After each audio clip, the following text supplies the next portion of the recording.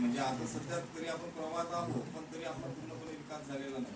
पुढे पुढे पाहतो आपण गडचिरोली पाहतो, मेळघाट पाहतो, नंदुरबार अशा ठिकाणी खूप भयानक परिस्थिती आहे. तिथे रस्ते पण नाही आहे गावामध्ये जायला, किंवा पाणी सुद्धा त्यांना 2-2 किलोमीटर आणावं लागतं प्यायसाठी, अशी परिस्थिती आहे. तर अशा ज्या काही पाण्याची समस्या असेल आपल्या गावामध्ये पाणी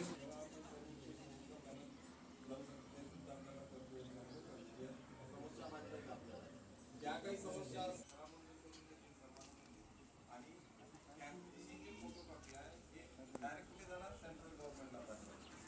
तर आज या मागचा सांगण्याचा उद्देश आहे, त्या ज्या काही सर्व समस्या असतील त्या तुम्ही सांगू शकता.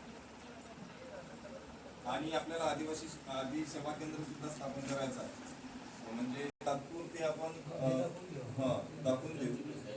आणि त्यामध्ये आदी सेवा केंद्र काय आहे, एक मिनिट लक्ष द्या.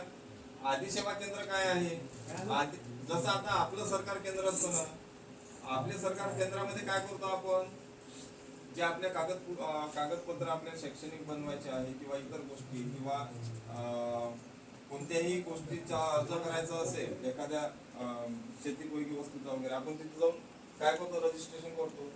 तर ते सर्व तुमचं आदी सेवा केंद्रामध्ये. आपले सरकार जसं केंद्र आहे तसं तिथं ऑपरेटर दिला जाईल, भविष्यामध्ये संगणक दिलं जाईल, इंटरनेटची सोय केली जाईल, ह्या सर्व गोष्टी होणार, पण त्याला थोडा वेळ लागेल.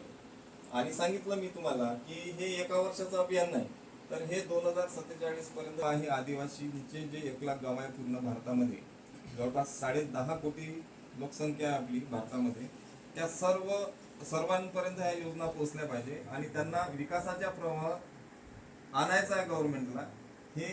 हाच उद्देश गव्हर्नमेंटचा आहे. बाकी यामागे आणखी काही सांगण्याची गरज नाही याविषयी. आता तुमच्या जवळपास हा प्रोग्राम काय आहे आणि कोणत्या समस्या आहे तुम्ही साहेबांसमोर मांडा.